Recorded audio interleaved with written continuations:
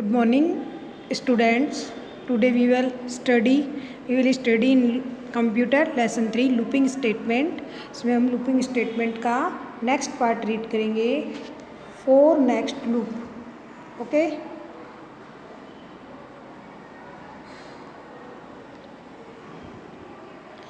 The process of using a multiple counters in a large program is very tedious. For next loop बड़े programmes में कई counters का use करने की process है जो कि बहुत ही कठिन होती है.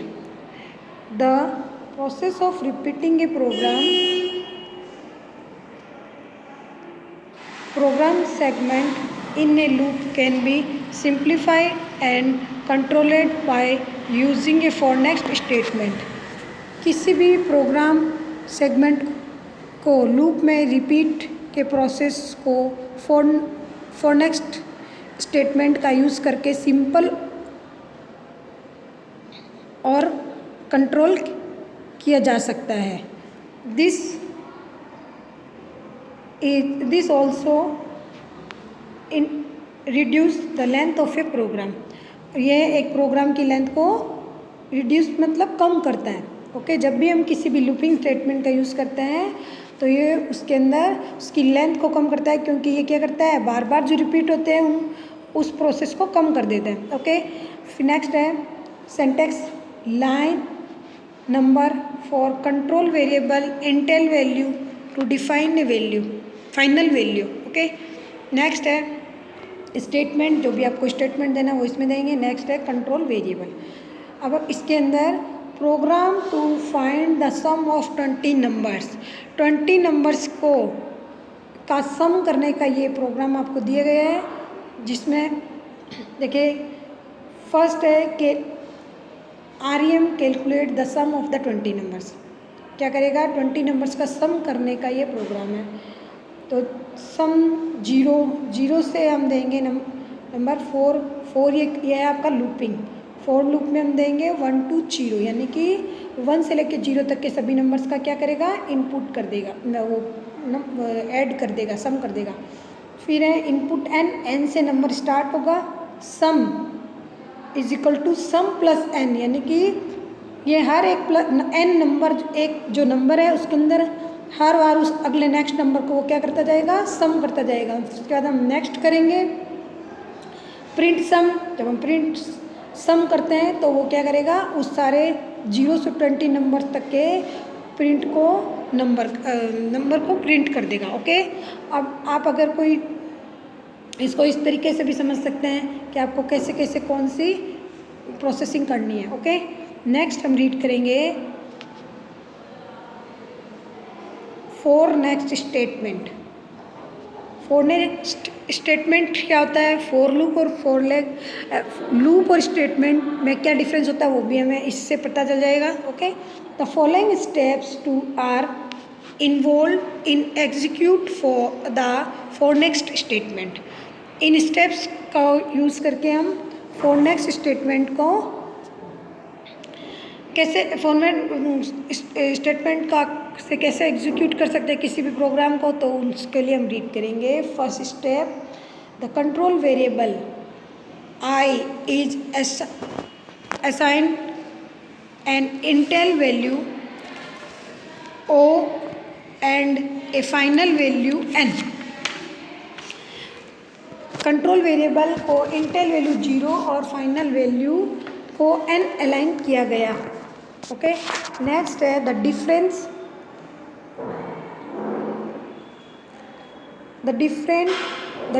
Between the final and the initial value specific the number of times and the loop will be executed.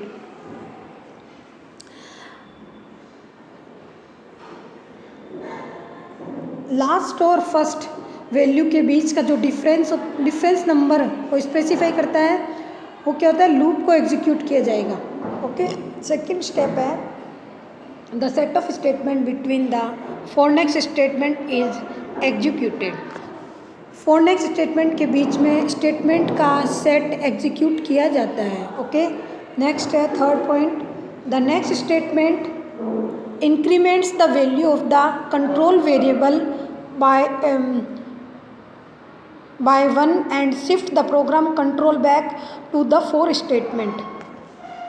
Next statement control variable की वैल्यू को 1 से बढ़ा देता है, यानी कि इंक्रीमेंट करता रहता है उसके अंदर वैल्यू को, और प्रोग्राम कंट्रोल को वापस फोर स्टेटमेंट में शिफ्ट कर देता है। ठीक है, नेक्स्ट है program control back to the for statement, और वापस क्या करता है उसको फोर स्टेटमेंट में क्या कर देगा, शिफ्ट कर देगा। ओके, नेक्स्ट है fourth number, the new value of the control variable is compared against the final value specify in the for statement.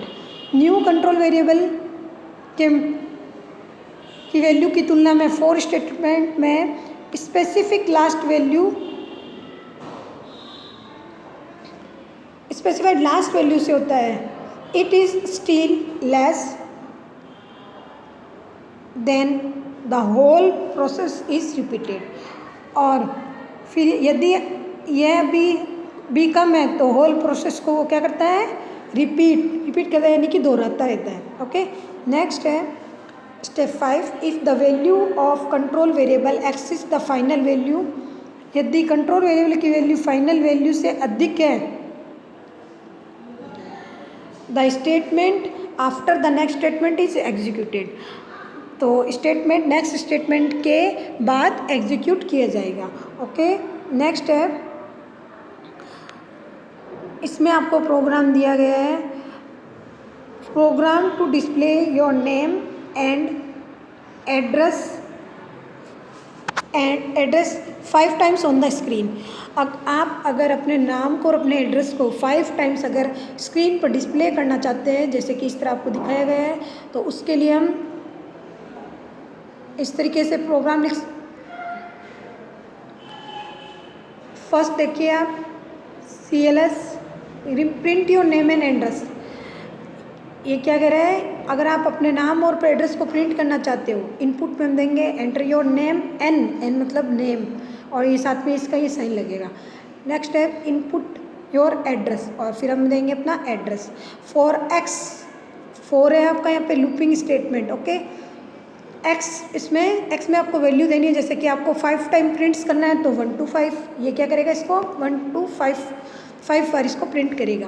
Print N means किसको प्रिंट करना है हमें, एन मतलब name, and print A means address. Okay, next करेंगे x, यानी कि x की value को ये प्रिंट कराएगा, एंड फिर यह आपका ऐसे दिखेगा आपको नाम और एड्रेस आउटपुट में। ओके, नेक्स्ट है program to print a table of 15, अगर आप 15 की टेबल को प्रिंट करना चाहते हैं तो उसके लिए हम प्रोग्राम क्या लिखेंगे, 10 CLS for A is equal to 1 to 10, यानी कि अपन टेबल कोई भी लिखते हैं तो 1 से लेके 10 तक की उसके डिजिट्स होते हैं सारे, 15 1 15 15 2 30 ऐसे, और 10 तक चलेगी वो टेबल, तो हम क्या लेंगे, A में वैल्यू देंगे 1 to 10, प्रिंट 15, और ऊपर देखो आपको एक साइन दिखाई दे रहा होगा स्टार जैसा, तो ये कंप्यूटर के अंदर अगर आपको कोई मल्टीप्लिकेशन का साइन यूज़ करना होता है तो उसके लिए हम ऐसा साइन यूज़ करेंगे। और टेबल में क्या करते हैं, हम मल्टीप्लाई करते हैं, जैसे 15 को 1 से मल्टीप्लाई करेंगे जब 15 1 15 आएगा, 15 को 2 से मल्टीप्लाई करेंगे जब 15 2 30 आएगा, तो मल्टीप्लाई करेंगे जब भी वो टेबल आएगी, तो इसलिए हम इस साइन का यूज़ करेंगे। और ए क्या करेगी, इस टेबल को शो करेगी, तो नेक्स्ट ए, और ये ए में ए की वैल्यू क्या है, 15 की टेबल है, तो ये 15 की टेबल आपको इस तरीके से शो करेगा। Okay, thank you.